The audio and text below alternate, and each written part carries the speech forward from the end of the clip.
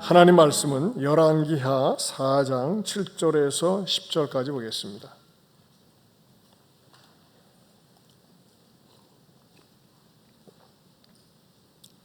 (4장) 7절에서 10절까지입니다. 교독하겠습니다. 그 여인이 하나님의 사람에게 나아가서 말하니 그가 이르되 너는 가서 기름을 팔아 빚을 갚고 남은 것으로 너와 네 두 아들이 생활하라 하였더라.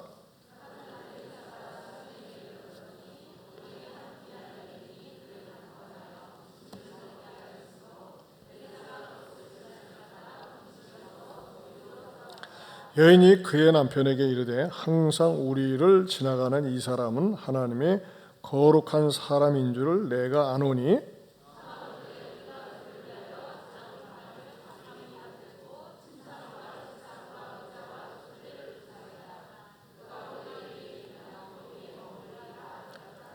아멘. 기도하겠습니다. 하나님 감사합니다. 여기 하나님께 승리의 삶으로 하나님께 영광 올려드리는 믿음의 부자가 되게 해주시라고, 또 하나님 아버지 가족 건강 지켜주시고 자녀들 축복의 통로가 되게 하심 감사하고, 사업체의 형통함 주심도 감사하다고, 기업 IM과 두 아들을 통해 하나님의 나라를 이루시며 성경대로 축복해 주시라고, 항상 감사하며 살아가는 인생이 되게 함께하여 주시라고, 믿음의 자녀 되게 해주시라고, 주님의 은혜로 어깨 수술이 잘 되게 하신 감사하고 모든 영광 하나님께 돌려드리면서 항상 감사하고 성령 충만케 하시고 앞길 인도해 주시라고, 남편이 금연하기를 바라면서 시험을 잘 감당할 수 있도록 은혜 주시라고, 아들의 직장문을 열어주시고 사회 속에 참다우는 신앙인의 삶을 살길 바라면서, 또 하나님 앞에 감사헌금으로 무명으로 또 일천번제로 여러분들이 11조와 함께 감사헌금을 주 앞에 드리옵니다. 이 귀한 예물 드리는 성도들 꼭 기억하시고 살피시며 형편과 처지에 따라서 만남의 복으로, 더욱더 큰 믿음의 복으로, 건강과 형통의 복으로 함께하여 주시옵소서. 또 이 저녁에도 말씀을 통하여 듣고 깨닫고 더욱더 말씀화되어져 가고 하나님의 사랑으로 쓰임받는 계기가 되게 하여 주옵소서. 예수님 이름으로 기도하옵나이다. 아멘. 이 저녁에 주의 전을 찾은 여러분들에게 하나님께서 늘 지켜주시기 바랍니다. 아멘. 우리 옆에 분들하고도 인사할까요? 하나님께서 늘 지켜주시기 바랍니다. 우리 8월달 성감성 잠언 15장 16절 말씀 시작. 가산이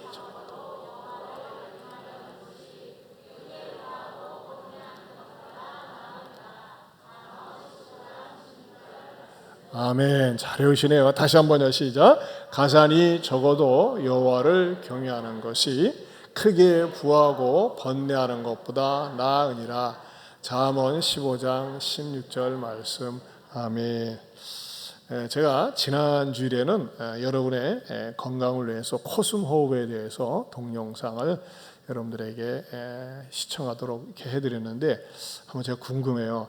저걸 그 강의를 들은 이후로 코로만 숨쉬기 위해서 입술에다가 테이프를 붙이고 한 주간 동안 한번 해봤다는 분 한번 손 좀 들어보세요. 해봤다. 아, 네, 많으시군요. 예, 감사합니다. 했더니 굉장히 좀 뭔가 좀 차별이 있더라, 좋더라고 하는 분 한번 손 좀 들어보세요. 뭔가 느낌이 다르다. 네, 감사합니다. 괜히 했다 하신 분.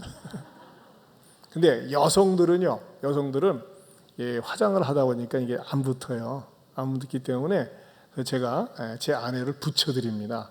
그러니까는 근데 절대 이렇게 붙이면 안 돼. 이렇게 붙이면은 입술도 이렇게 상할 수가. 또 이렇게 코숨을 위한 테이프가 나왔어요. 약국에도 있어요. 인터넷에도 보니까 있는데, 저는 일단은 그 3M 그 테이프를 하는데 저는 괜찮더라고요. 그래서 항상 말씀드리지만 이렇게 하면은 이 화장이랑 이렇게 해서 안 붙습니다. 반드시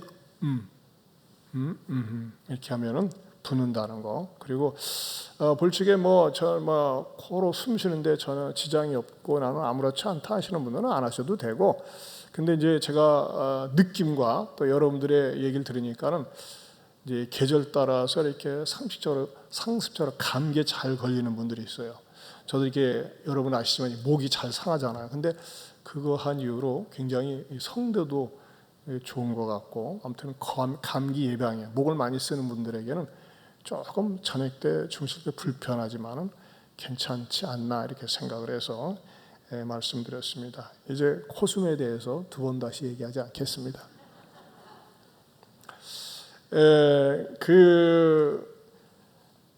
지난 시간에 한 여인이 자기의 남편 그 선지자 생도 가운데 한 분인 갑자기 죽음으로 말미암아 그에게 남겨준 것은 빚밖에 남겨준 것이 없었고, 그래서 그 채권자가 두 아이를 데려가다가 종으로 삼겠다고 하는 그 딱한 사정을 엘리사에게 찾아와서 얘기했을 때, 엘리사는 내게 있는 것이 무엇이냐, 기름 한 병밖에 없다고 했을 때 빈 그릇을 아무튼 최선을 다해서 빌려가지고 그것을 갖다가 문을 걸어 잠그고 그 다음에 기름을 부어봐라. 그리고 그 기름을 갖다가 이제 뭐라고 그랬어요? 팔아서 쓰라 그랬어요. 근데 이제 지난 시간에 다루고 싶었는데 시간이 없어서 다루지 못한 7절 부분을 한번 다루려고 또 한번 다루고 오늘 본문으로 들어가겠습니다. 거기서 이제 이 엘리사가 기름이 다 찼다고 하니까는 이제 뭐라고 얘기하고 있는 거예요? 7절에 보면 그 여인이 하나님의 사람에게 나아가서 말하니 뭘 말했어요? 기름이 이제 다 찼습니다. 그런 거죠. 그가 이르되 너는 가서 기름을 팔아 빚을 갚고 남은 것으로 너와 네 두 아들이 생활하라 하였더라. 자, 따라서 합시다. 빚을 갚고 삽시다. 여러분, 우리가 물질 생활에 있어서 빚이 있다고 하는 것은 굉장히 불편합니다. 빚지고 산다는 거, 그것을 갚기 전까지는 편치가 않더라고요. 저도 전에 빚져본 적이 있거든요. 제가 이제 대학교 3학년 때 결혼하고 애 셋을 낳으면서, 그때는 제가 당시에 애를 셋을 낳았을 때는 사람들이 이렇게 이쁘게 안 봤어요. 이쁘게 안 봤어요. 택시를 탈 때도 눈치를 봐야 되고, 딱 손든 다음에 미인계를 써서 아내가 가서 딱 쓴 다음에 우리는 숨어 있다가 주르륵 가서 5명이 타면요, 원래 택시가 4명 타야 되잖아요. 5명인가?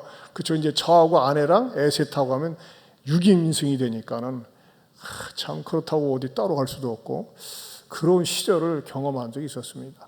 근데 제가 이제 그 35년 전에, 참 오래된 얘기죠. 꼭 돈이 필요한데 어떤 목돈이 쓸 때가 있었는데 뭐 이렇게 누가 돈을 빌려주겠어요.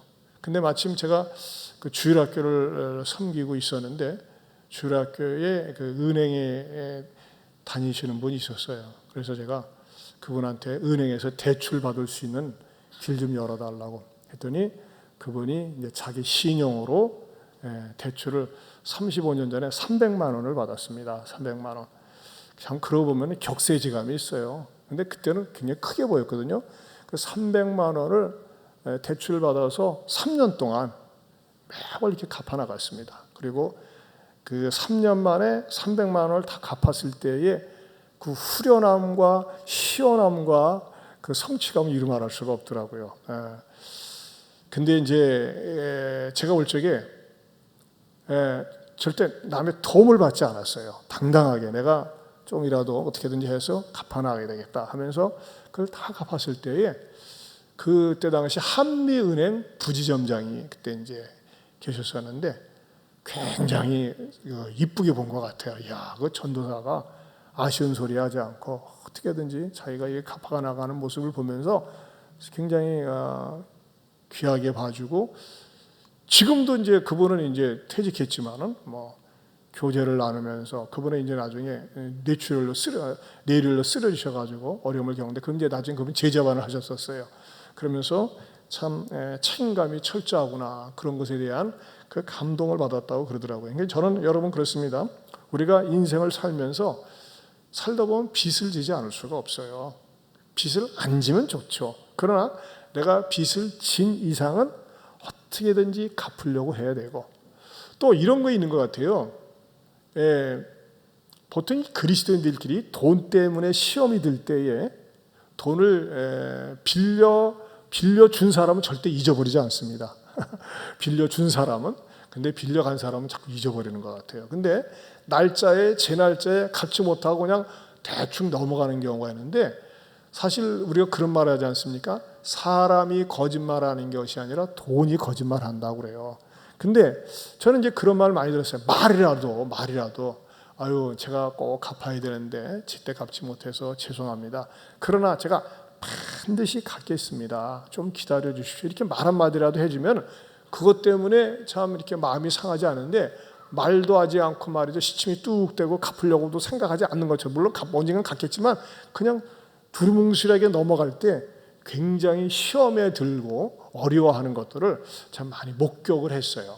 그런 의미에서 여러분들이 이 물질 문제에 있어서 내가 남의 것을 빌렸다 싶을 때는 반드시 갚는 것이 서로 간에 신앙에 상처를 주지 않고, 또 그리고 만약에 제 날짜에 못 갚을 경우에는 제가 이런 사정이 있네, 이걸 부끄럽게 생각하지 마세요. 내가 거짓말하는 것이 아니라 돈이 거짓말하는 거니까 죄송합니다. 그러나 반드시 제가 언젠가는 갚겠습니다 하면서 말이죠, 이렇게 얘기해 주는 것이 좋지 않겠나, 이런 생각을 합니다. 제가 이 물질 문제에 있어서 여러분들에게 늘 말씀을 드리지만은, 이 가까운 사이한테 돈을 빌리거든요. 같이 어울리고 자주 만나는 사람한테. 그런데 말이죠, 돈을 빌려달라고 했을 때 돈이 없다고 하면 거짓말이잖아요. 돈을 예를 들면 한 200 빌려달라, 500이라도 300이라도 빌려달라, 100만 원이라도 빌려달라 그러면 없지는 않아. 근데 빌려주면은 떼일 것 같고, 빌려주면은 서로 간에 약속을 못 지켜서 상할 것 같아요. 그럴 때는 어떻게 해야 되겠어요? 두 가지 방법입니다. 하나는 내가 안 받아도 좋다, 구제비로 내가 처리하겠다, 우리 집안에 구제비 통 크게 구제비를 쓴다, 그런 마음으로 빌려주든지, 아니야 이건 빌려줘가지고 서로 간에 시간이 지나면서 관계가 상할 것 같아. 그럴 때는 우리 공통영어, 공통방언이 뭐라고 그랬어요? 잊어버린 분이 계셔서, 처음 오신 분이 계셔서 따라 감당하지 못하겠습니다. 감당하지 못하겠습니다. 그렇게 하면서, 그럼 감당하지 못하겠다고 하는 것은 그 속에는 빌려줄 수 없다는 말이면서도, 그러면서도 우리 교회에서 쓰는 아름다운 용어이면서도 시험에 들지 않는 용어니까는 여러분들이 그런 것을 가지고 처음에 서운한 것이 낫지, 시간이 지나면서 돈 때문에, 여러분 보세요, 이 돈이라고 하는 것이 미묘해서, 돈이 사람에게 시험에 들게 하고, 시험이 들면서 사람이 미워지게 되고, 미워지면서 신앙을 떠나가게 되고 교회를 떠나가게 돼요. 그러니까 여러분들이 물질 문제에 가난한, 여기 보세요, 엘리사가 그랬잖아요. 기름을 팔아 빚을 갚고 그랬어요. 빚을 갚아야 돼요. 그리고 남은 것으로 생활하라, 그렇게 엘리사가 지도했다고 하는 것에 대해서 이제 이 과부 사건에 관한 이 내용을 한번 다시 지난번에 말씀드리지 않았기 때문에, 또 우리 물질 생활에 필요한 부분이기 때문에 한번 짚고 넘어가서 말씀을 드립니다. 이제 사건의 내용이 좀 바뀝니다.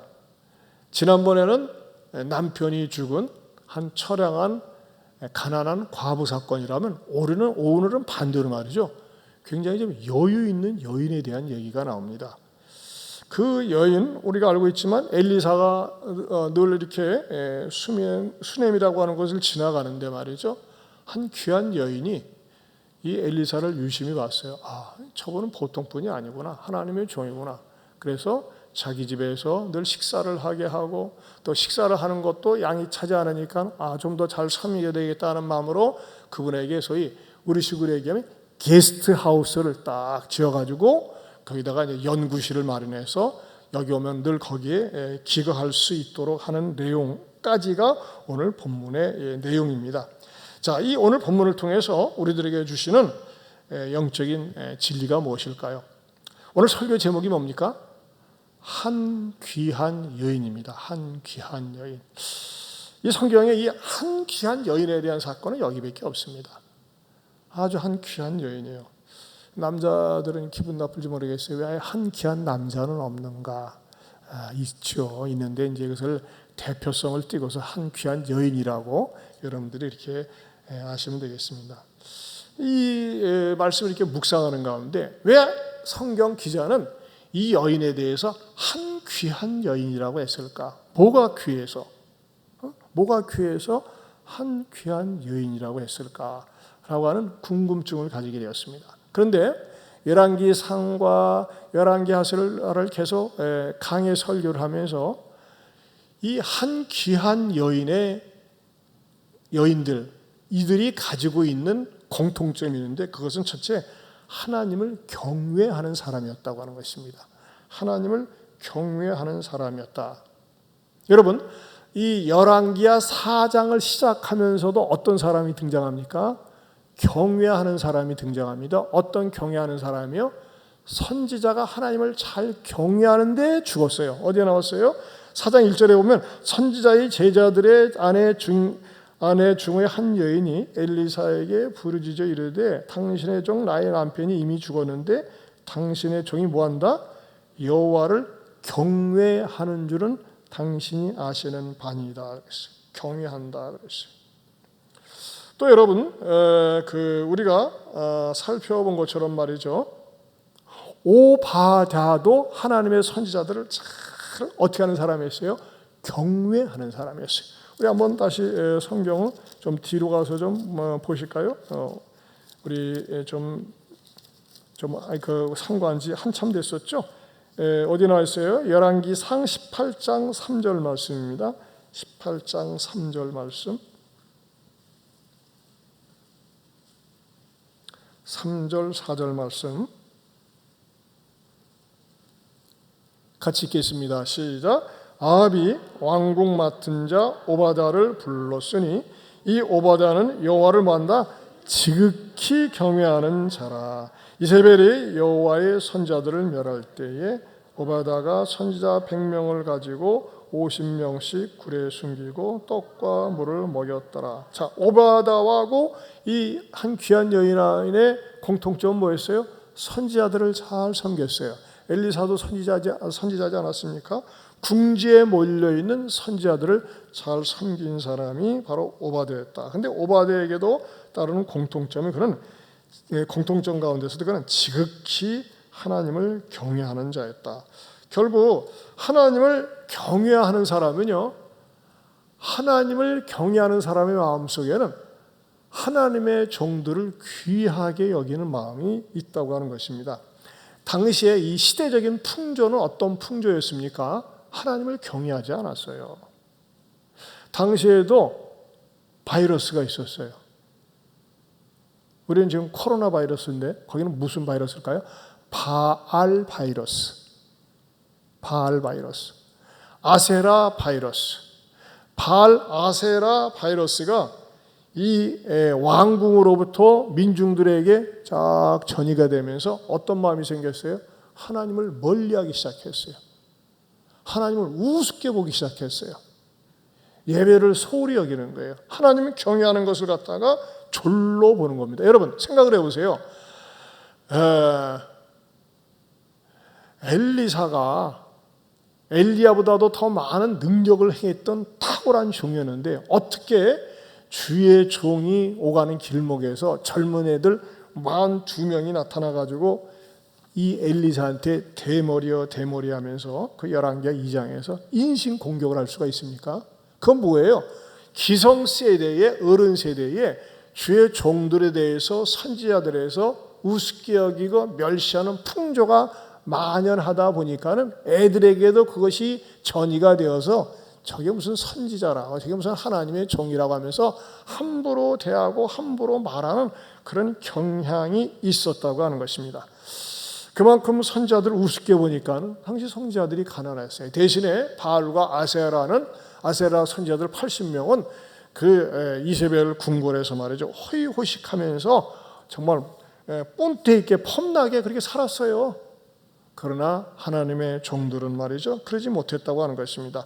당시에 뭐가 만연해서요? 하나님을 경외하는 마음이 사람들의 마음속에 떠나 있었어요. 하나님을 경외하는 마음이 떠나 있다 보니까는 하나님을 경외하는 하나님의 종들에 대해서는 우습게 보는 것은 뭐 말로 다 할 수 없는 것입니다. 자, 그러나 이 엘리사를 갖다가 알아보았던 이 한 귀한 여인은 어떻게 해서 엘리사를 이렇게 그를 섬기고 그에게 게스트하우스를 제공하려고 했던 것입니까? 그의 마음속에 하나님을 경외하는 마음에서, 그 마음에서 나온 것 때문에 하나님을 내가 경외하니까 저렇게 하나님을 선포하고 메시지를 증거하고 하나님의 일을 하는 사람을 내가 귀하게 여겨야지, 그런 마음을 가지고서 이 수넴 여인이 이런 아름다운 섬기는 사역을 했다고 하는 것입니다. 참 저희 교회에 보면요, 정말 이렇게 알게 모르게, 아니면 대부분이 보면요, 모르게 은밀하게 참 주의 일에 동참하고 섬기는 참 아름다운 분들을 많이 봐요. 참 이런 부분에 있어서 제가 얼마나 감사한지 모릅니다.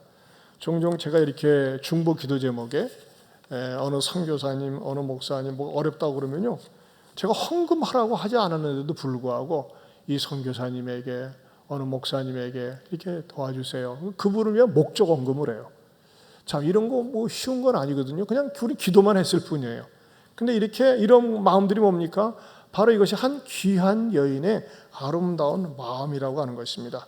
그냥 중보 기도를 올리기만 했는데도 불구하고 나도 동참해야지, 좀 위로해야지, 격려해야지, 이런 마음을 갖는 것. 참 이것은 하나님이 보시기에 정말 아름답고 이쁜 마음이라고 생각이 됩니다. 전에도 한번 말씀드린 적이 있습니다만, 제가 중보 기도를 하다가 이게 서울 숭인교회 김요한 목사님이 정말 40대 중반인데 눈이 거의 실명 위기에 가까울 정도로 안 보인다 하면서 그분이 보일 수 있도록 기도 제목 올렸었어요. 그랬더니 어느 권사님이 아주 자기가 먹고 효험을 법다면서 아주 건강기능식품 좋은 것을 갖다가 그 목사님에게 좀 드리고 싶다고, 이렇게 드려도 되냐고 연락이 왔어. 그럼요. 그래가지고 제가 연결을 시켜가지고 그분이 참 감사하게 받았고, 지금은 이제 지금 미국에 가서 수술을 하려고 안식년을 맞이해서 그런 시간을 가진다고 그러더라고요.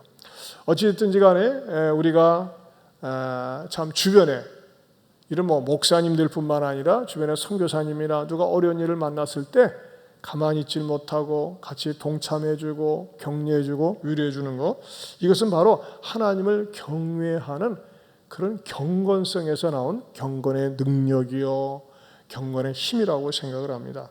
반면에 같은 여자이면서도 그 왕비인 이세벨은 어떤 태도를 가졌습니까? 열왕기상 18장 3절에서 4절입니다.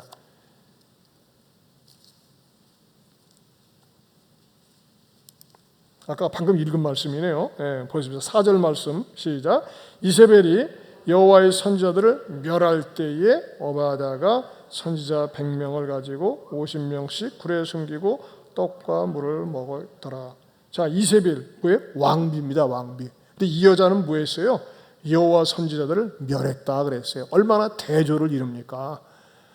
이 여인은 정말 선지자들을 소중히 여기고 존귀하게 여기고 이렇게 섬기는 데 비해서 이세벨은 말이죠, 그가 권력을 가지고 있고 물질을 가지고 있고 모든 것을 가지고 있으면서 가지고 있는 힘을 가지고 하나님의 선지자들을 괴롭히고 멸하려는데 앞장섰다. 그리고 나중에 우리가 이제 뒷부분에 가서 보면 알지만 이 사람은 비참하고 처참하게 말이죠, 개들이 뜯어먹고 죽습니다. 얼마나 비참합니까? 저는요, 저나 여러분이나 정말 우리의 생애 가운데서 주의 종들에 대해서 제가 오해는 하지 마세요. 우리 하나님께서 잘해주시고 있으니까 주의 종들에 대해서 어떤 마음과 태도나 말에 있어서도 항상 존중하는 마음으로, 귀하게 여기는 마음으로, 우리의 전도사님이나 부목사님 여러분들끼리 얘기할 때도 항상 경칭어를 쓰세요. 경칭. 여러분들보다 나이가 어려도 전도사님, 목사님 그렇게 쓰세요. 그 존경받아요. 제가요, 부목사 시절에 이제 아주 똑똑한 장로가 있었어요. 아주 이 신문에도 나오는 똑똑한 장로입니다. 유명하고 대학 교수고, 연세대학교, 고려대학교 교수고, 유명한 사람이 칼럼도 많이 쓰고. 그래서 신방을 갔는데 딱 하면서 옥 목사님에 대해서 삐딱한 거예요. 그 옥 목사가 얘기했어? 꼭 옥목사가 그러더라고. 참 그 사람의 인격이 아주 그냥 바닥으로밖에 안 보여요.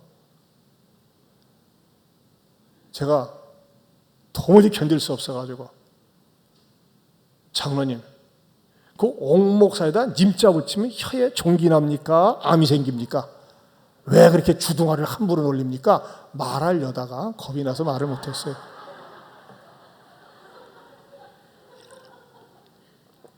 하고 싶은 말은 그런 마음이 있었는데 하려다가 잘리거든.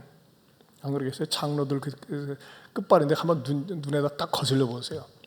그러니까 사랑교회 같은 그런 교회도, 그러니까 말하자면 이제 그때 당시에는 옥목사님 말이 법이었으니까 거기 당해도 없고, 이제 옥목사님이 너무나 이 권세가 세서 그러는지 말하자면은 뭐 같은 걸 할 때 말이죠. 그냥 목사님이 이제 거의다 보면은 그냥 제가 그건 좀 약간 얘가 심한 것 같다. 그래도 그렇죠. 그래도 옥목사님의 참 목사님에 대해서 여러분 그런 생각을 해요. 절대 우리들이 여러분도 마찬가지예요. 가정에서 얘기할 때도 담임 목사뿐만 아니라 부목사님, 전사님도 항상 여러분들이, 또 심지어는 장로님, 권사님, 안수집사님, 집사님, 구역장님도 기왕이면 항상 경칭을 써서 붙여보세요. 여러분 절대 여러분들이 거기다가 님자 붙인다고 그래가지고 혀가 달아지거나 혀에서 종기가 나거나 어렵지 않습니다. 오히려 침샘이 더 많이 나와요. 언어가 많으니까. 그래서 여러분들이 더 건강해지시길 축원합니다. 자, 그런데 두 번째는 간권해서 먹게 했다 그랬어요. 첫 번째는 하나님을 경외하는 여인임을 우리가 느낄 수가 있고, 두 번째는 8절에 보면 하루는 엘리사가 수넴에 이르렀더니 거기 한 귀한 여인이 그를 뭐하여 간권하여 음식을 먹게 하였다 그랬어요. 이 간권하다는 게 뭡니까? 간곡하게 권면했다, 간곡하게 부탁했다, 그 말이죠. 이 말은 무슨 말이죠? 엘리사가 신세지고 싶지 않으니까는, 불편하니까 사양을 한 것이겠죠. 그런데 하도 간절하게 권면하니까는 결국은 그 호의를 받아들였다고 하는 것입니다. 참, 그러나 이것은 제가 볼 적에 이 여인은 너무나 아름다운 귀한 일을 했기 때문에 성경에 기록된 거 아니겠습니까? 저도 목회를 하면서 잊지 못할 참 고마운 분들이 여러분들이 계십니다. 우리 예배당이 여기에 들어서기 전에 이제 저기 조립식으로 있을 때 제 목양실은 주공 2차 그 7층에 있었었죠. 거기 이제 목양실이 그쪽에 있었는데, 뭐 그때는 뭐 샤론도 없었고, 근데 이제 어느 집사님이 전화를 와요. 목사님, 우리 가게로 와서 점심 좀 드세요. 아유, 그래요? 부담되는데. 아니, 괜찮아요, 오세요. 그래서 갔어요. 그분이 등록한 지 얼마 안 됐을 때. 근데 뭐 한 보름 지나서, 목사님, 점심 때 어디서 드세요? 점심 준비했으니까 와서 드세요. 지난번에 먹었는데, 와서 드셔요. 또 두 번째 갔어요. 근데 또 한 달쯤 지나서 또 와서 먹으래요. 근데 너무 불편한 거예요. 제가 참 불편합니다. 목사님, 괜찮아요.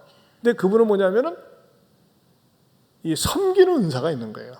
음식. 그래가지고서 뭐냐면, 목사님 뭐 좋아하세요? 전 된장국, 청국장 좋아합니다. 했더니 가면요 항상 청국장, 된장 찌글찌글 해가지고 오세요. 그게 누구냐? 그게 문복진 그때 당시 집사님, 이배원 집사님이 자전거포 하시는 우리 집사님이셨어요. 제가 이분들을 관찰하는데 정말 뭐 그냥 그렇게 막 부담 없이 쓱싹쓱싹 해가지고서 막 열심히 이렇게 잘하고 이제 막 금방 만드는데 전혀 부담을 안 주면서 정말 우러나는 마음으로 아무것도 바라지도 않고 그냥 같이 먹자고 이제 그런 마음으로 하시더라고요.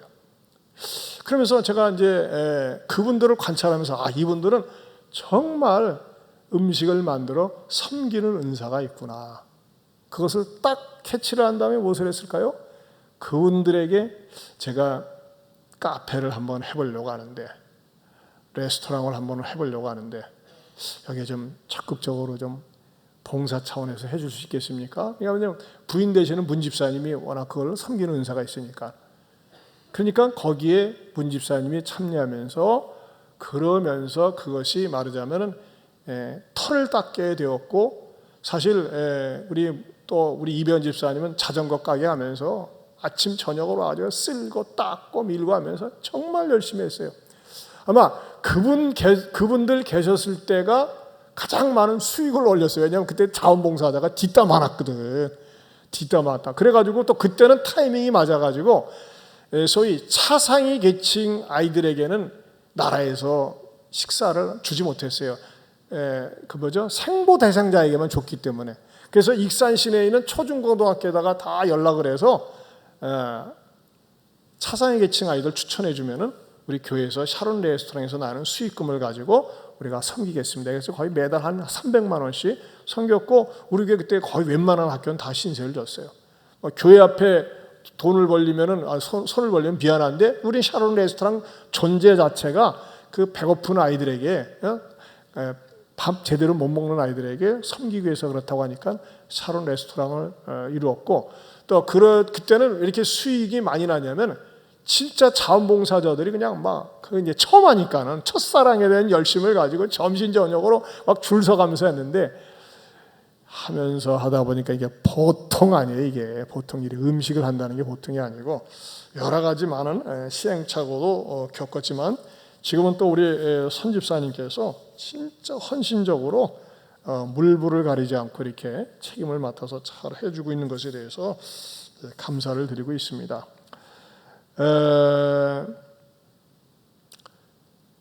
저는 앞으로도 마찬가지입니다. 무슨 일부터 먼저 하지 않고 사람이 있은 다음에 합니다. 샤론도요, 전 대한민국에서요 레스토랑 하는 데 없어요. 대부분 카페를 하지. 음식점 안 합니다. 음식점이 여러분 생각 밖으로 복잡하고 어려운 문제가 한두 가지가 아닙니다. 여기 왕년에 여기 음식점 하셨던 우리 권사님도 여기 계시죠. 우리 권사님도 음식 잘하세요. 근데 보통 어려운 게 아니에요. 근데 어찌됐든지 저희 교회가 샤론 레스토랑을 통해서 말이죠, 특별히 목회적인 관점에서 복음을 전하는데 좋은 브릿지, 가교 역할을 한다는 겁니다. 다리 노는데 중요하다. 어저께도 제가 지난번에 버마, 미얀마 그 돕는 기금에 우리 이제 시청에서 와서 다시 한번 좀 이렇게 전달식을 좀 갔는데 동참해 달라고 그래가지고 거기에 이제 간부들이랑 익산 시장이랑 다 모였어요. 모여가지고 이제 얘기를 돌아가면서 인사를 하는데, 제가 이제 그 자리에 또 이제 여러 가지 다양한 분들이 계셔가지고 우리 제가 전도했던 그 심성이 없이 이제 미얀마하고 연결되어졌던 그분이 이제 그 다문화 가족들이 많이 익산에 있는데, 그 다문화에 대해서 익산시에서도 관심을 가져달라고 그러더라고요. 그래서 저도 이제 저희 기회가 돌아와서 제가 언제든지 우리 교회에서 이런 다문화들 위로하고 격려하기 원한다고 기회만 주시라고 그랬어요. 그랬는데 이제 어저께 이제 연락이 와가지고 그 익산시청에 그 다문화 관계된 과장, 계장, 또 주무관 이 세 분이 왔어요. 세 분이 와가지고 그 샤론에서 이렇게 식탁을 교제를 나누면서 대화를 나누는데 너무너무 좋아하고 감동을 받는 거예요. 이런 분위기를. 다른 데서 맛보지 못한 그런 분위기가 바로 샤론에 있다고 하는 것입니다. 그런 의미에서 전 제가 볼 적에 샤론은 그야말로 목회적인 관점에서 좋고, 또 아무튼 저는 이분들도 말이죠, 하나님께서 최근에 계속 기술을 여겨 주셔가지고 이분이 이제 보니까 우리 익산 시내만 다문화 가정만 2,000세대가 돼요. 2,000세대. 굉장히 다른 도시에 비해서 많습니다. 그래서 이제 뭐 때문에 의논을 하러 왔냐면은 합동 결혼식 하는 문제에 대해서 이렇게 여러 가지 많은 얘기를 나누고, 우리 교회에서도 이제 제가 얼마나 감사합니다. 우리 교회 주차장 넓지, 우리 교회 합동 결혼식 하는데 최고다, 음향시설 최고다, 환경 최고 좋다. 이거 다 놀래 자빠지죠. 그리고 우리가 식당과의 사륜에서 이렇게 섬길 수 있다 그러니까 이분들도 너무나 좋아하고 감사하게 일단은 받아들이고, 또 그 외에 또 다른 좀 이렇게 어떤 아픈 얘기들도 이렇게 제가 들어주고 이렇게 권면했던 적이 있습니다. 어쨌든지 간에 샤론이 이런 부분에 있어서 쓰임 받는다는 것이 얼마나 감사한지 모릅니다. 한 달 전인가 오셨던 유광철 목사님이라고 계세요. 유광철 목사님은 이제 볼티미어 그쪽에 한인교회 그 담임 목사님을 가셨는데 저는 그 목사님을 만난 적이 없어요. 근데 그 목사님이 이제 뭐 청복교 중앙교회 부목사로 있었는데 어찌든지 뭐 저를 찾아가지고 뭐 참 뭐 이렇게 형편을 얘기하더라고요. 원래 미국에 가서 목회하길 원했는데 미국에 가서 파트타임을 하다가 하와이에 가서 전임 행정 목사로 있었는데 영주권이 없다 보니까는 너무나 제한을 많이 받고 힘들어서 미국에서 목회하려고 하는 비전을 가지고 하려고 하는데 영주권이 없으면 너무나 제한이 많고 어려움이 많다고 그래가지고 다시 한국에 들어오려고 하는데 들어오려고 할 때에 볼티모어에서 영주권 줄 테니까 우리 교회에서 담임 목사로 오겠느냐 이런 초청장이 왔다는 거예요.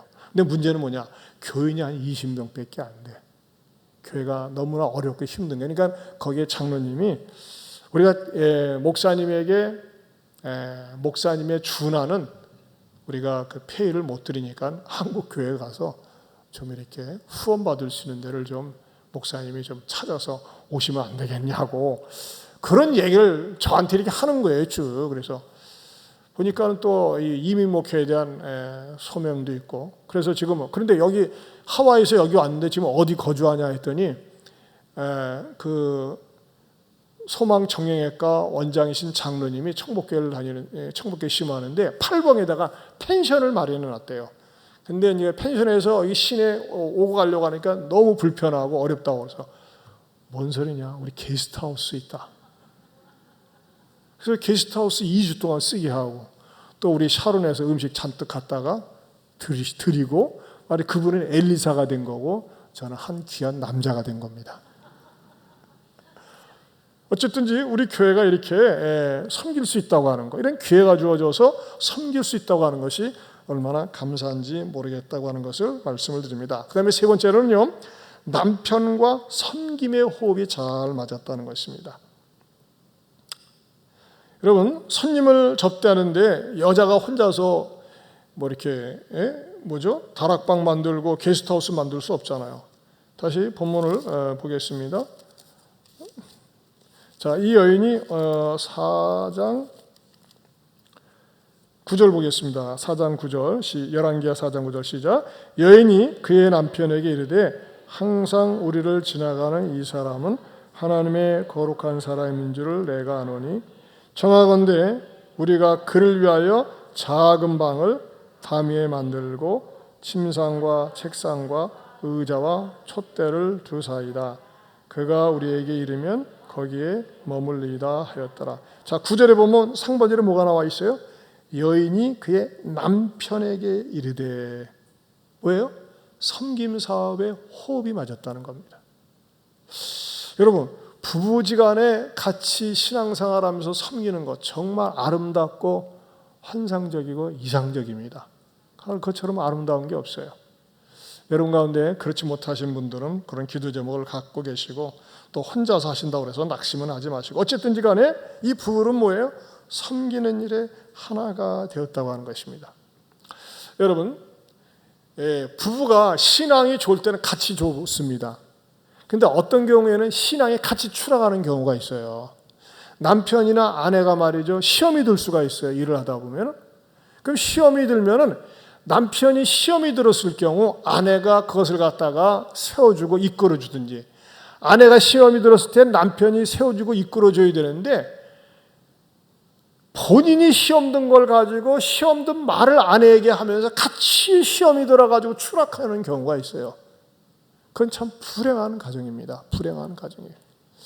전에도 말이죠. 전에도 지금 뭐 이렇게 다른 데로 이사를 갔지만은 재직해서 있었던 일에 대해서 곡해를 해가지고 아내한테 가서 말이죠. 또 잘못된 말을 전함으로 말미암아 같이 그냥 부부가 괜히 시험이 들어가지고 말이죠.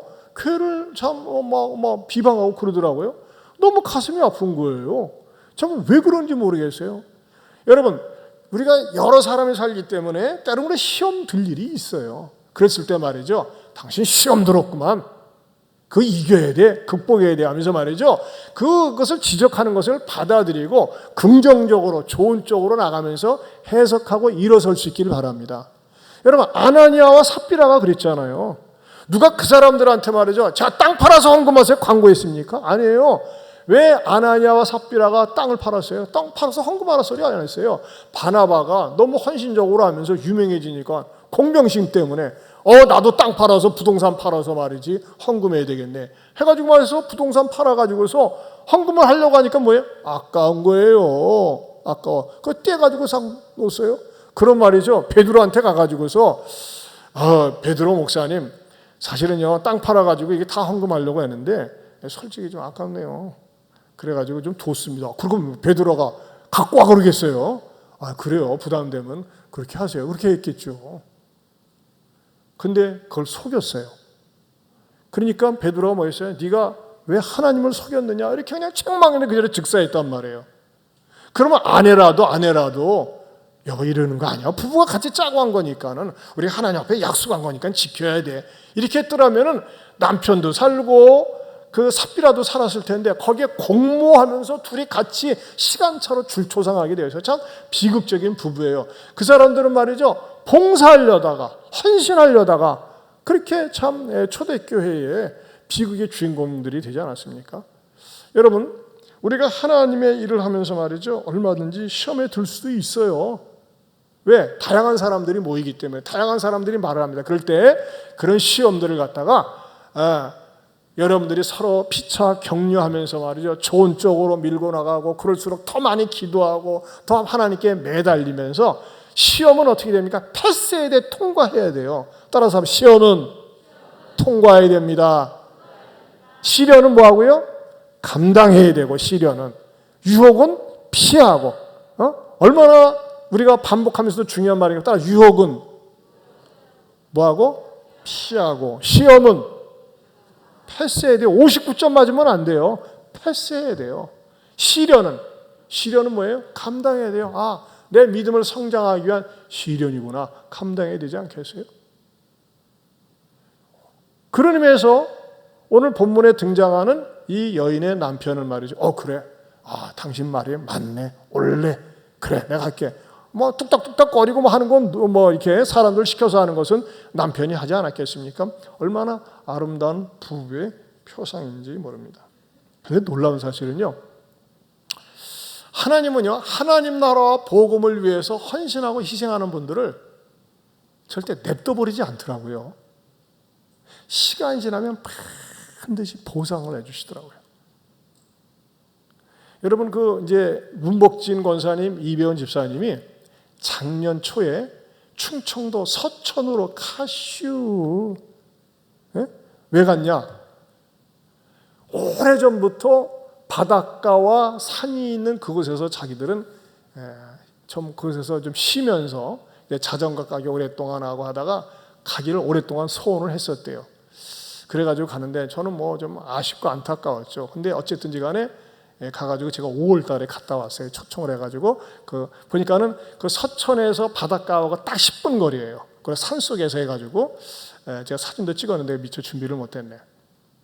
근데 참 놀라운 사실은 간증을 하는 거예요. 이제 언젠간 우리 권사님 같은 경우는 여기 이제 집을 갖다가 팔지 않고 전세 놨대.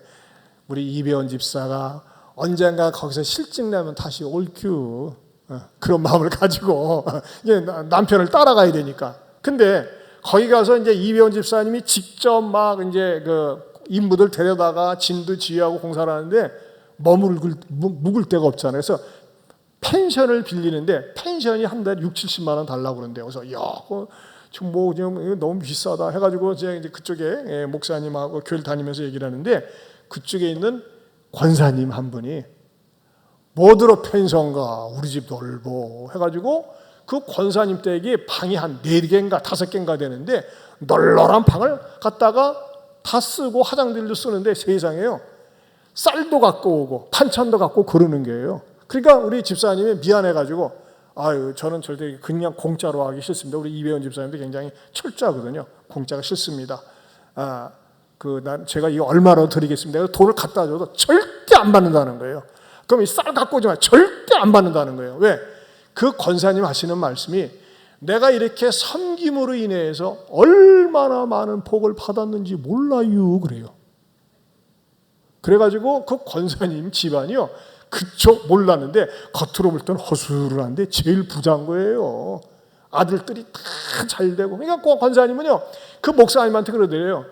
누구든지 어떤 사람이라든지 오면은 기거할 데가 없다, 묵을 데가 없다. 나한테 항상 섬길 수 있는 기회를 달라. 그 권사님은 무슨 맛을 받느냐? 나는 섬김을 통해서 우리의 자녀손들이 복받는 것을 직접 체험했기 때문에 나는 항상 섬기기 원한다. 그래가지고 그 교회가 조그만데도 불구하고 아주 풍요롭더라고요.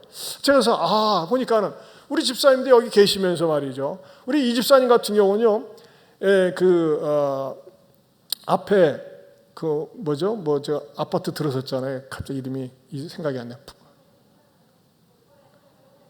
포레나. 그 들어서면서 이제 집주인이 나가라 해가지고 이제 자전거포 가게를 갖다가 이제 말하자면 폐업하는 거 아닙니까? 저를 불러가지고 목사님 폐업 감사 예배 드리고 싶습니다. 저는 지금까지 목회하면서 망해가지고 폐업하는데 감사 예배 드려달라는 분은 처음 만나요. 참 우리 집사님이 진짜 신앙이 진수가 있어요. 지사님 맞아요. 가가지고 시커멓게 탄 게 서로 비슷합니다. 내가 언제 집사님 사진 드렸구나.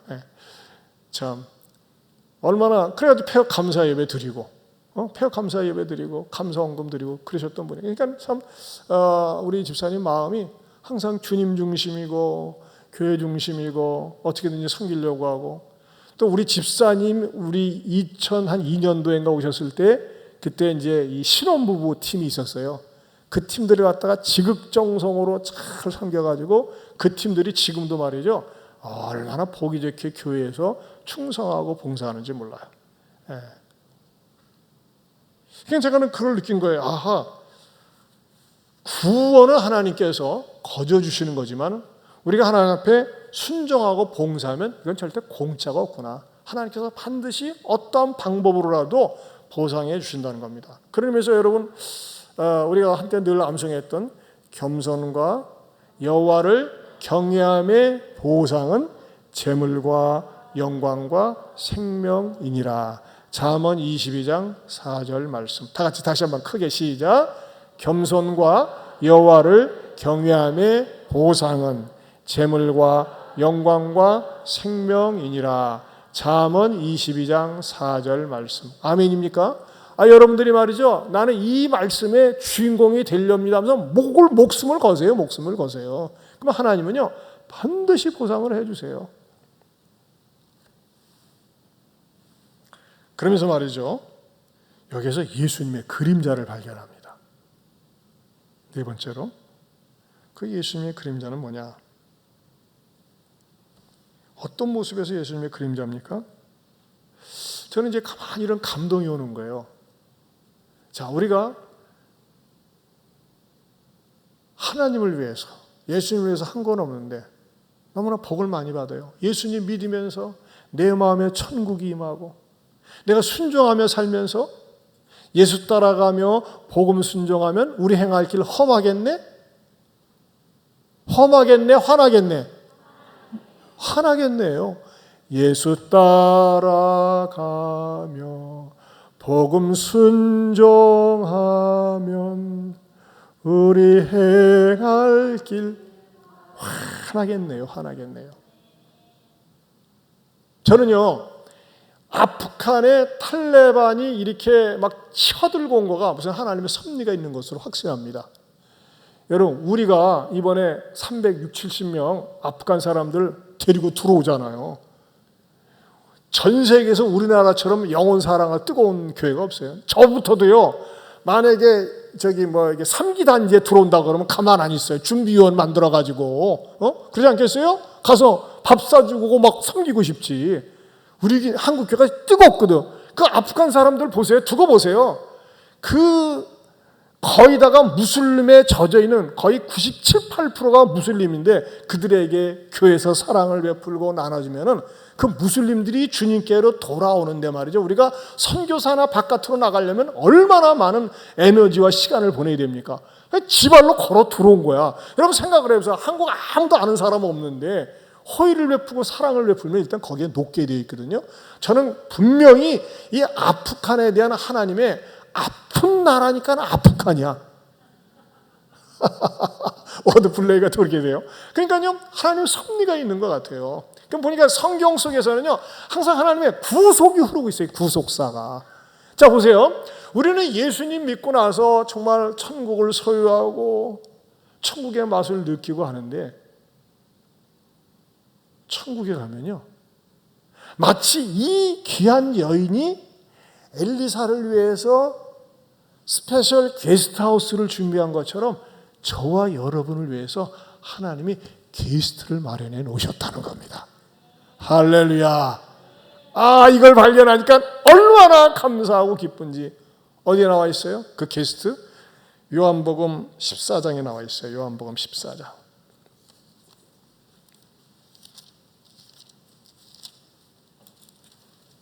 14장 1절에서 3절 말씀.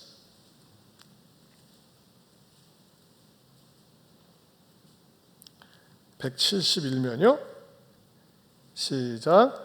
너희는 마음에 근심하지 말라. 하나님을 믿으니 또 나를 믿으라. 내 아버지 집에 거할 것이 많도다. 그렇지 않으면 너희에게 일러쓰리라. 내가 너희를 위하여 무엇을 거처를 예비하러 가노니 가서 너희를 위하여 거처를 예비하면 내가 다시 와서 너희를 내게로 영접하여 나 있는 곳에 너희도 있게 하리라. 아멘. 여러분, 예수님 없이 사는 사람은요, 죽을 때 내 영혼은 어디로 가지? 방황하다가 지옥으로 떨어집니다. 그러나 여러분, 우리는요, 이 땅에 살면서 예수님 믿으니까는 내 안에 천국이 있고 공동체 속에 천국을 경험하고 마침내 저 천국을 갑니다. 우리 주님은 우리를 책임져 주신다는 겁니다. 여러분, 우리가 코로나 시대에 살고 있어요.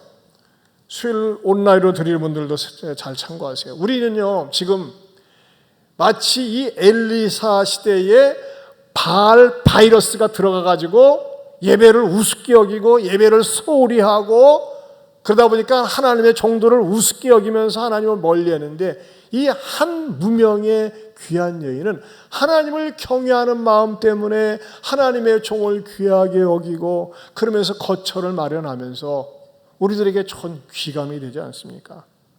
여러분, 우리가 지금 바이러스 시대, 이제 모르겠어요. 10월 달인가 9월 달부터인가 이제는 위드 코로나와 더불어 살자, 이제 이렇게 작전을 맡긴다는데, 아마 코로나가 감기처럼 될 거예요.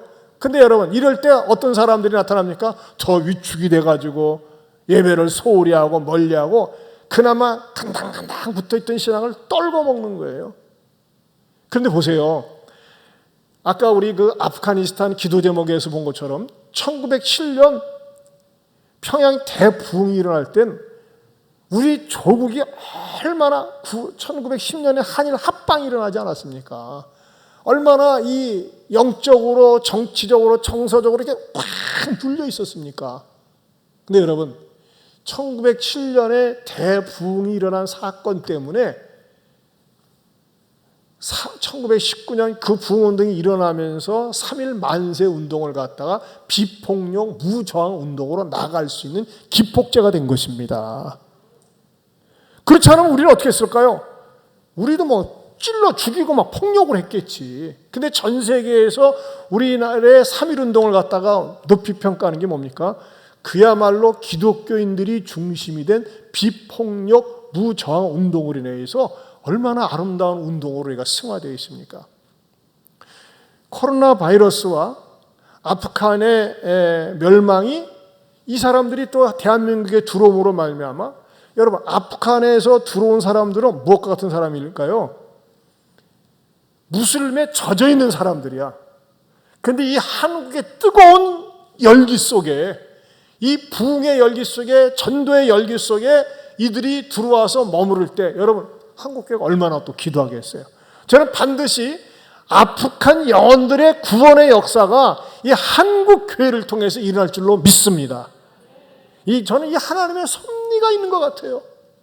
더 나아가서 여러분, 이런 수요예배에 나오셔서 말씀의 강론을 들으면서 저 여러분에게 성령님께서 이런 마음을 주셨으면 좋겠어요. 하나님을 잘 경외하고 또 주의 종들에 대해서 또 서로에 대해서 소중하게 여기면서 내가 섬길 수 있는 물질이나 시간이나 달란트, 역량이 있으면 그걸 가지고 버리지 말고 묵혀둬봐야 썩는 것밖에 없어요.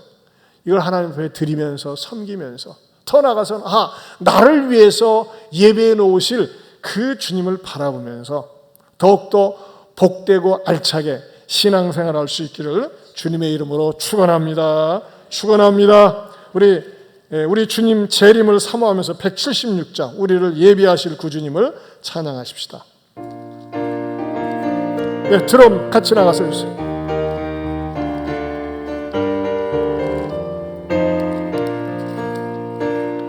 주 어느 때 다시 오실는지 아는 이가 없으니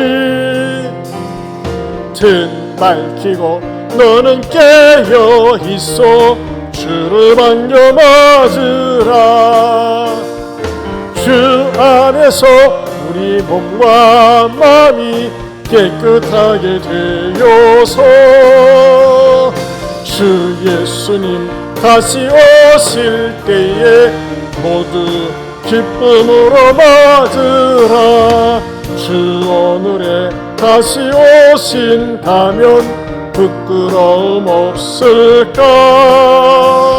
잘하였다 주님 칭찬하며 우리 맞아 주실까. 아멘. 주 안에서 우리 몸과 마음이 깨끗하게 되어서 주 예수님 다시 오실 때에 모두 기쁨으로 맞으라. 주 예수님 맡겨주신 일에 모두 충성 다했나. 내 맘속에 확신 넘칠 때에 영원한 시 얻겠네. 아멘. 주 안에서 우리 몸과 마음이 깨끗하게 되어서 주 예수님 다시 오실 때에 모두 기쁨으로 맞으라. 주 예수님 언제 오실는지 한밤에 일어나지라. 늘 깨어서 주님 만능 성도 주의 영광 보겠네. 아멘. 주 안에서 우리 몸과 마음이 깨끗하게 되어서 주 예수님 다시 오실 때에 모두 기쁨으로 맞으라. 아멘. 여러분, 우리 예수님 반드시 재림하십니다. 아멘입니까? 우리가 너무나 세상에 젖어 살다 보니까요 때로는 잊어버려요. 그리고 어떤 분은 그런 분이 있어요. 예수님 재림 안 했으면 좋겠다고 그래요. 아니에요. 예수님 재림하셔요. 우리가 세상의 징조들을 볼 때마다 우리가 항상 주님의 재림을 확인하고 맞아들이고 자꾸 준비를 해야 돼요. 훈련을 해야 돼요. 자, 우리 시간에 주신 말씀 붙들고 기도하기 원합니다. 여러분은 다른 사람이 여러분을 볼 때 저분은 참 귀한 분이세요. 귀한 집사님이세요. 귀한 권사님이세요. 귀한 장로님이세요. 그렇게 평가를 한다고 생각하십니까? 아니면 어떻게 평가하실 것 같아요? 하나님, 나에게 주신 역량, 시간, 기회, 재능, 물질 가지고 정말 저도 주님 앞에 쓰임받기 원합니다. 쓰임받으며 살겠습니다. 우리 한번 주신 말씀 붙들고 주여 한번 부르고 기도합니다. 주여, 하나님 아버지 감사합니다. 오늘 정말 한 귀한 여인이었습니다. 하나님 아버지 소중하게 쓰임받게 해주시옵소서.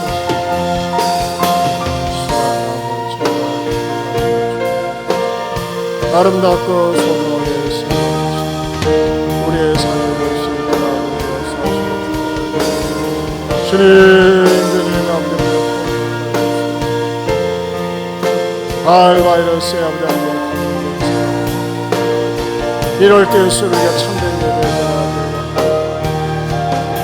하나님과 살았던 추억.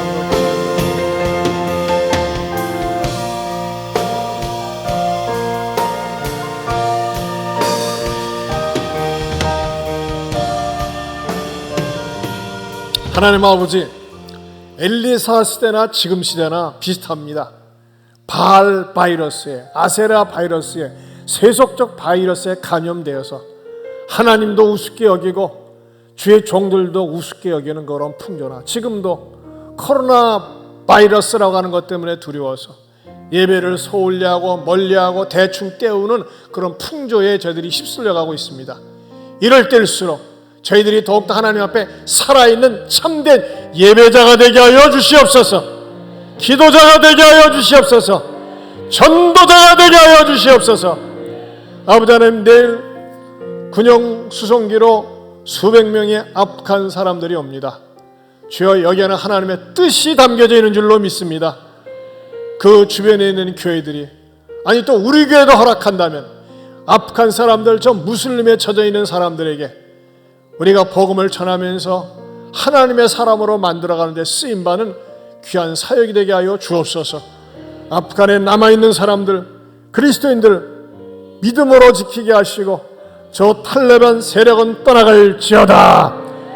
그리고 저 아프간 땅에 새로운 놀라운 전화 위복이 있게 하여 주옵소서. 우리들도 하나님 앞에 더욱더 귀하게 쓰임받는 우리의 생애여 삶이 되게 하여 주옵소서. 이제는 우리 주 예수 그리스도의 은혜와 하나님 아버지의 변함이 없는 사랑과 성령님의 감화감동 교통하심의 은혜가 오늘 주신 말씀을 되새김질하면서 나도 하나님과 사람 앞에 귀한 여인, 귀한 남자, 귀한 집사, 귀한 권사, 귀한 장로, 귀한 목사가 되겠노라고 다시 한번 다짐하는 모든 성도들 위해 영원토록 함께 있을지어다. 아멘.